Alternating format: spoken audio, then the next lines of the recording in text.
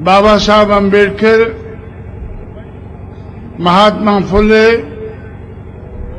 छत्रपति शाहू महाराज और उनके 1848 से लेकर 1956 तक 108 साल लंबे संघर्ष की बात चमारों को समझाकर उनको मैंने रजामंद किया। उन्होंने इस मूवमेंट को अपनाया। उत्तर प्रदेश में 1989 में बहुजन समाज पार्टी के 15 एमएलए चुनकर आए, 2 एमपी चुनकर आए और पार्टी को मान्यता प्राप्त हुई। उसके कारण इलेक्शन कमिश्नर ने हाथी का सिंबल जो महाराष्ट्र में गंवाया गया था, वो बहुजन समाज पार्टी ने फिर से हासिल किया।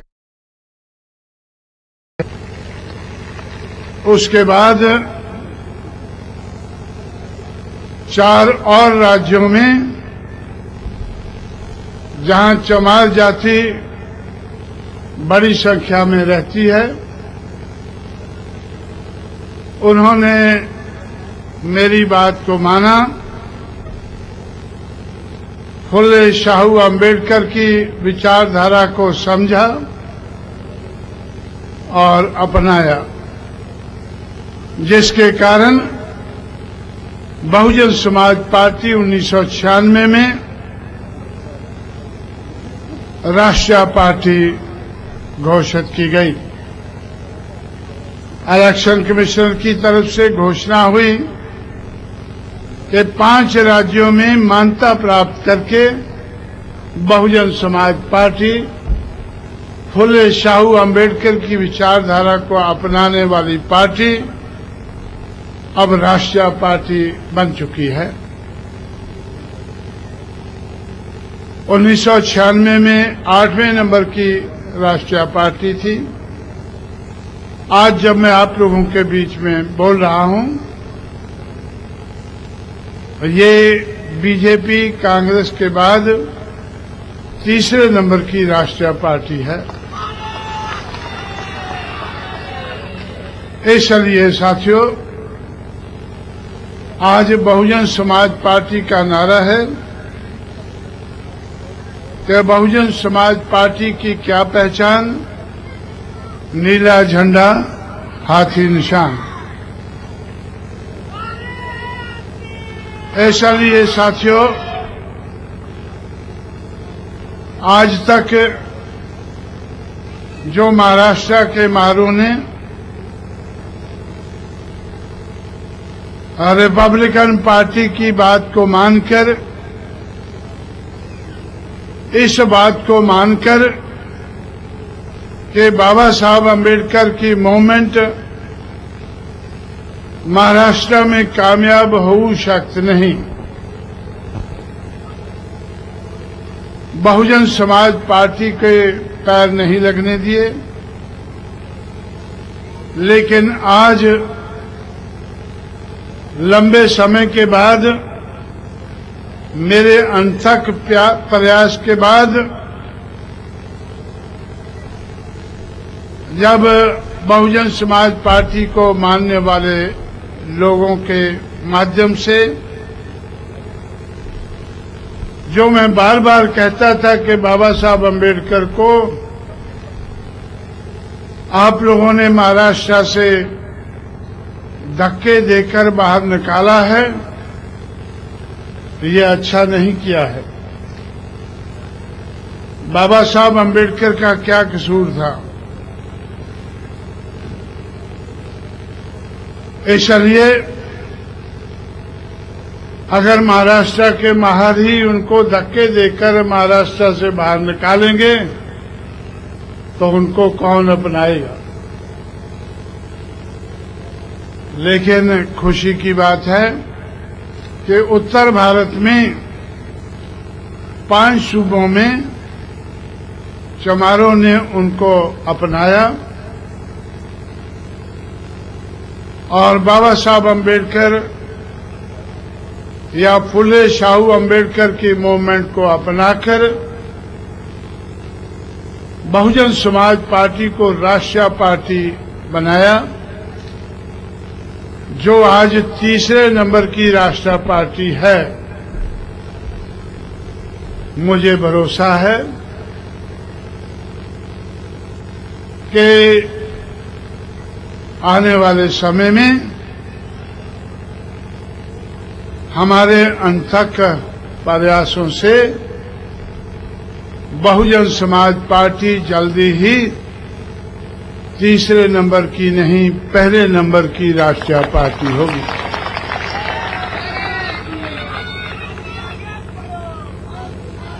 इसलिए साथियों,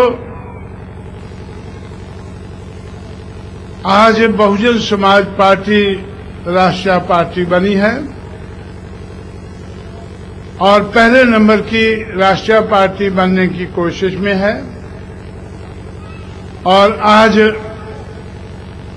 महाराष्ट्र के माहर भी मान चुके हैं कि बाबा साहब अम्बेडकर अगर महाराष्ट्र में घुस जाए तो हमें कोई ऐतराज नहीं है। इस रवैये का मैं स्वागत करने के लिए आप लोगों के बीच में आया हूं। जो आप लोगों ने अपना रवैया बदला है, जो महार नेताओं ने बार बार रट लगाई है कि बाबा साहब अम्बेडकर की मूवमेंट कामयाब हो सकती नहीं, और मैं कहता रहा कि हो सकता है, तो पिछले कई सालों से हो सकता नहीं और हो सकता है, इस बात में खींचातानी होती रही और आखिर आज आप लोगों ने फैसला कर लिया है कि हो सकता है। इस फैसले का स्वागत करने के लिए मैं आज आप लोगों के बीच में हाजिर हुआ हूं। और अब जब महाराष्ट्र के महारों ने ये बात मान ली है और मेरा काम आसान हो गया है कि जिस मूवमेंट को मैं फुले शाहू अम्बेडकर की मूवमेंट कहता हूं और आप लोग मेरी बात मानकर बाबा तेरा मिशन अधूरा, बीएसपी करेगी पूरा, फुले तेरा मिशन अधूरा, बीएसपी करेगी पूरा, शाहू तेरा मिशन अधूरा, बीएसपी करेगी पूरा, मेरी बात मानकर आप लोगों ने इस किस्म के नारे लगाने शुरू किए हैं तो मेरा काम आसान हो गया है। अब मैं फुले के मालियों को और छत्रपति शाहू महाराज के कुर्मियों को भी तैयार करके ये बात कहकर कि आज बहुजन समाज पार्टी, जिसको मैं आज तक कहता रहा हूं कि ये महाराष्ट्र की रूटलेस पार्टी है, आज मैं कह सकता हूं कि आज जब महर इसका बेस बन गया है तो ये बेसलेस नहीं, पार्टी विद ए बेस है। इसलिए मैं बाकी शूद्र समाज की जातियों को कन्विंस करके और बहुजन समाज बनाने का काम जो हम देश भर में काफी आगे बढ़ा चुके हैं, महाराष्ट्र में भी हम लोग बढ़ा सकेंगे। इसलिए साथियों, मैं ये बात कहने के लिए, आप लोगों का धन्यवाद करने के लिए मैं आज आप लोगों के बीच में नागपुर में हाजिर हुआ हूं। आज मैं आप लोगों का धन्यवाद करते हुए आप लोगों को भरोसे से कह सकता हूं कि आप लोगों ने अपनी जिम्मेवारी निभाई है, बाकी काम आप लोग मेरे ऊपर छोड़े। आपको रिपब्लिकन पार्टी के नेता कहते गए हैं कि ये काम हो शक्त नहीं, और मैं कहता रहा हूं कि हो शक्त है। अब इस काम को करके दिखाना, कामयाबी से करके दिखाना, ये मेरी जिम्मेवारी है।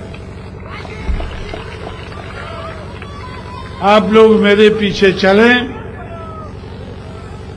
मैं आगे बढ़कर इस काम को करके दिखाऊंगा। महाराष्ट्र में फुले शाहू अम्बेडकर के मूवमेंट को आगे बढ़ा के दिखाऊंगा, और इसके आधार पर मनुवादी समाज व्यवस्था का मुकाबला करके मानवतावादी समाज व्यवस्था को आगे बढ़ाऊंगा। बाबा साहब अम्बेडकर ने हमारे समाज को सलाह दी कि हमें खास करके 1936 में सेकंड महापरिषद बॉम्बे में करने के बाद उन्होंने फैसला लिया कि हमें जातियों का नाम बदलने से हमारा काम नहीं चलेगा,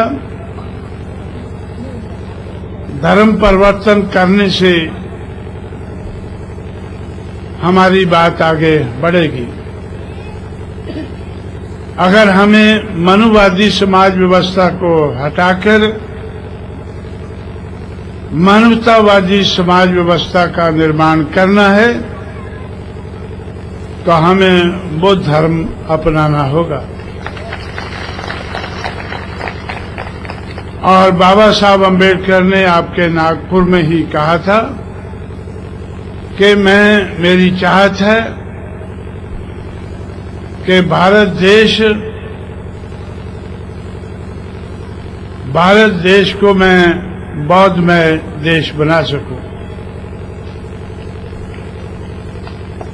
लेकिन दुख की बात है कि 45 साल बीत गए बाबा साहब अम्बेडकर को बुद्धिस्ट बने हुए, और 5 साल के बाद गोल्डन जुबली होगी उस कन्वर्शन की, और 5 साल के अंदर कोई जनगणना नहीं होगी। जनगणना तो 2001 के बाद 2011 में होगी, लेकिन 2001 की जनगणना के आधार पर बाबा साहब अम्बेडकर का सपना अधूरा भी नहीं पूरा हुआ है, आधा भी पूरा नहीं हुआ है। अभी तक भी 2001 की जनगणना के आधार पर 1 करोड़ भी बुद्धिस्ट इंडिया में, भारत में नहीं है। इसलिए मैंने और मायावती ने फैसला किया है कि 2006 में जब 50 साल पूरे होंगे बाबा साहब अम्बेडकर की कन्वर्शन के, तो हम लोग उत्तर प्रदेश में चमारों को सलाह देंगे कि आप लोग बौद्ध धर्म अपनाएं, और मुझे पूरा भरोसा है कि मेरी सलाह को मानकर सिर्फ उत्तर प्रदेश में ही 2 करोड़ से ज्यादा चमार बुद्धिस्ट बन पाएंगे। इसलिए बाबा साहब अम्बेडकर का जो दूसरा काम भी आज तक अधूरा रहा है, उसको भी हम लोग आगे बढ़ाएंगे। इसलिए आप लोगों को अपने बारे में सोचकर कि बाबा साहब अम्बेडकर का पहला सपना राजनीति में इस मूवमेंट को कामयाब बनाने का सपना, उसमें आप कहां तक पहुंचे हैं, और दूसरा सपना जो भारत को बौद्ध में बनाना चाहते थे, उसमें 1 करोड़ तक भी आप लोग नहीं पहुंचे हैं। ये जो कमी या कमजोरी आप लोगों ने दिखाई है, इस कमी और कमजोरी को दूर करने की जिम्मेवारी आज मैंने अपने कंधों पर ली है, और मैं इसको कामयाब बनाने की कोशिश में लगा हूं, और कुछ हद तक कामयाबी मिली है, और पूरी कामयाबी मिलाकर रहूंगा। इस भरोसे के साथ मैं आप लोगों को मुबारकबाद देते हुए आप लोगों को मैं भरोसा देता हूं कि आप मेरे पीछे चलें। आप लोगों ने बाबा साहब अम्बेडकर को महाराष्ट्र में घुसने की इजाजत दे दी है। अब बाकी काम मेरे ऊपर छोड़ें। जो रिपब्लिकन पार्टी के नेता कहते रहे हैं कि ये कामयाब हो सकते नहीं, उसको कामयाब करना मेरी जिम्मेवारी है। सिर्फ महाराष्ट्र में ही नहीं बल्कि देश भर में कामयाब करना मेरी जिम्मेवारी है। मैं इस जिम्मेवारी को जरूर और बड़े पैमाने पर निभाऊंगा, ऐसा आपको भरोसा देते हुए बहुत सी बातें जो मुझे कहनी थी मैं उत्तरी नागपुर में कह चुका हूं। आप लोगों के सामने सिर्फ इस किस्म के ख्यालात रखते हुए, आप लोगों को इस किस्म का भरोसा दिलाते हुए मैं आप लोगों से रजा लूंगा। जय भीम, जय भारत।